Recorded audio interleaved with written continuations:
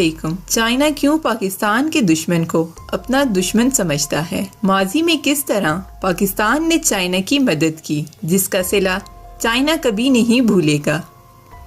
इस चाइनीज लड़की ने पाकिस्तान के बारे में कुछ ऐसी बातें कह दी हैं कि ये बातें सुनने के बाद आपको पाकिस्तानी होने पर फख्र महसूस होगा। इस वीडियो को ज़्यादा से ज़्यादा शेयर और लाइक करें ताकि पाकिस्तान का मुस्बत चेहरा दुनिया को दिखाया जा सके। दायरा-ए-अहबाब, हम दोस्तों को तौसीफी नाम देते हुए अजीम दोस्त, बला लिहाज उमर दोस्त, जिगरी दोस्त, इस तरह के अल्फाज इस्तेमाल करते थे, लेकिन अब दोस्तों को नाम देते हुए हम एक और लफ्ज़ इस्तेमाल करते हैं, लाइक करने वाला दोस्त। न सिर्फ हमारा दायरा अहबाब होता है बल्कि हमारे मुल्क का भी एक दायरा अहबाब है, और इस दायरे में हम हमेशा एक बाहमी लाइक और कमेंट करने वाला बेहतरीन साथी पाते हैं, जिसका नाम है पाकिस्तान। मैंने आज तक कभी सोचा ही नहीं था कि मेरे और इस दोस्त के बीच क्या मामला हो सकता है। सितंबर 2016 में एक बार फोटोग्राफी की हर्ज से वन बेल्ट वन रोड के एक रास्ते से हमारा गुजर हुआ। हम लोग रेड जोन पार करके पाकिस्तान पहुंच गए।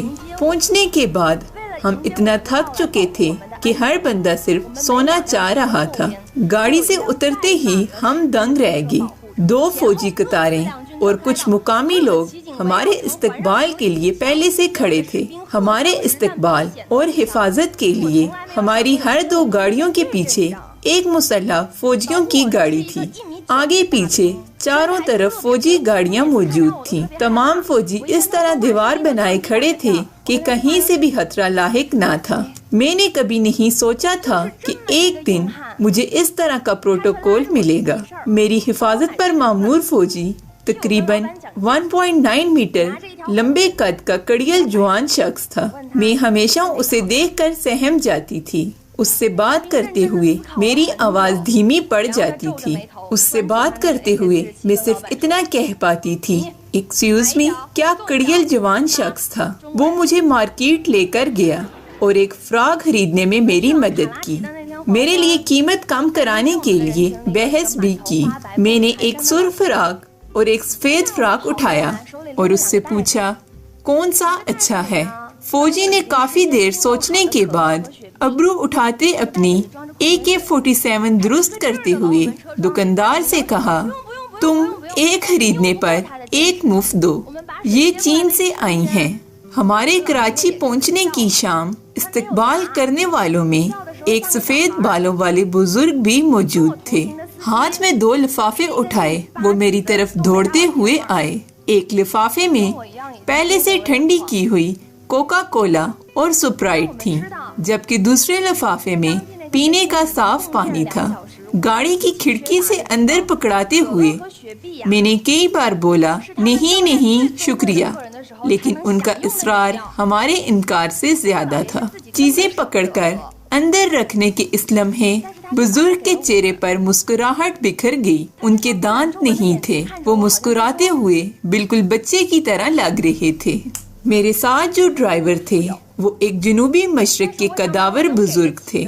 मेरी तरह उनकी आंखें भी भर आईं, क्योंकि हम दोनों जानते थे कि वो जगह जहां तवानाई के ज़खायर का फुकदान है, दिन में वो मुश्किल 2 घंटे बिजली आती है, वहाँ कोका कोला और स्प्राइट निहायत खास मेहमानों को पेश किए जाने वाले मशरूबात हैं। वो बुजुर्ग खुद से मशरूब पीने पर मुकद्दर नहीं थे, लेकिन उन्होंने ये चीजें हमें पेश की। झुर्रियों भरी आंखों से वो हमें ऐसे देख रहे थे जैसे कि कह रहे हों, माफ कीजिएगा, हम अमीर नहीं हैं, लेकिन मैं अपनी इस्तिताअत के मुताबिक सबसे अच्छी चीज आपको दे रहा हूँ। इनकार मत कीजिए। पाकिस्तान से वापसी के वक्त हमें रवाना करने वाले ग्रोह में 2 नौजवान भी थे। उन्होंने एक कागज उठा रखा था। कागज पर 4 चीनी अल्फाज लिखे थे, खाए शान पीजो। پہل کرنے والا بانی۔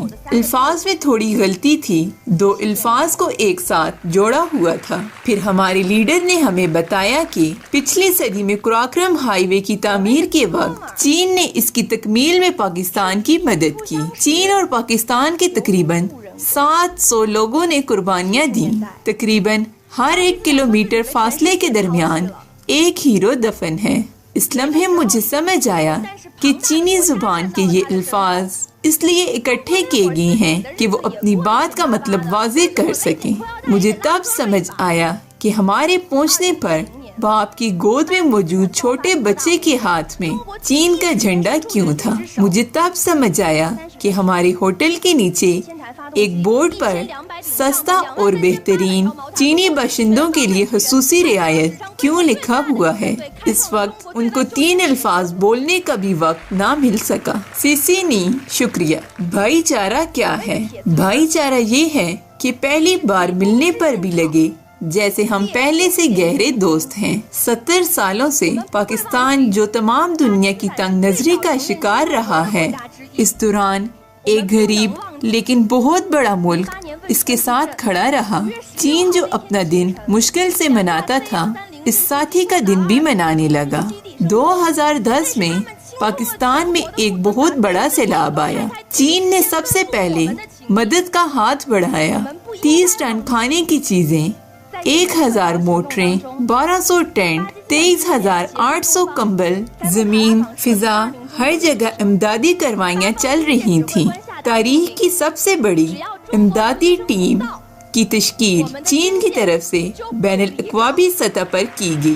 سب سے پہلی امداد۔ مقناطیسیت کیا ہے؟ مقناطیسیت نام ہے مشکل وقت میں ساتھ جڑے رہنے کا۔ ہم کبھی نہیں بھول سکتے چین کو سب سے پہلے تسلیم کرنے والے ممالک میں پاکستان سر فہرست تھا۔ ہم کبھی نہیں بھول سکتے سیچوان تبت زلزلہ 2018 16 مئی صبح صادق کے وقت 2 C-130 مال بردار جہاز لاہور سے اڑے۔ پورے ملک کا ذخیرہ اکٹھا کر کے جہاز کی سیٹیں نکال کر اس کی جگہ سامان رکھ کر ہماری دوستی کی خاطر ہم تک پہنچایا۔ ہمیں بالکل نہیں بھولنا چاہیے یمن کے آپریشن کے وقت پاکستان فوج نے چین کی مدد کی۔ مکالا پورٹ پر 8 چینی طلبہ کی خاطر پاک فوج کے کمانڈر نے حکم دیا جب تک چینی طلبہ پہنچ نہیں جاتے ہماری فوج پورٹ نہیں چھوڑے گی۔ دنیا میں پاکستان جیسا ملک بھی موجود ہے جو مجھے بتانا چاہتا ہے کہ میں نظر اندازی کے لائق نہیں ہوں۔ آپ کی حفاظت میں میگزین لوڈ کی ہوئی AK-47 اس لیے ہے کہ آپ چینی دوست ہیں۔ میں اپنی استطاعت کے مطابق سب سے اچھی چیز خرید کر آپ کو دے رہا ہوں، اس لیے کہ آپ چینی دوست ہیں۔ میری گود میں نومولود بچہ جس کی حفاظت میں جان سے بھی زیادہ کرتا ہوں، آپ کے ہاتھوں میں صرف اس لیے پکڑا رہا ہوں کہ آپ چینی دوست ہیں۔ وہ یہ نہیں دیکھتا کہ آپ لڑکا ہیں یا لڑکی، نہ یہ دیکھتا ہے کہ آپ غریب ہیں یا امیر۔ وہ صرف یہ دیکھتا ہے کہ آپ چینی ہیں، اور یہی میرا اعتماد ہے۔ شکریہ۔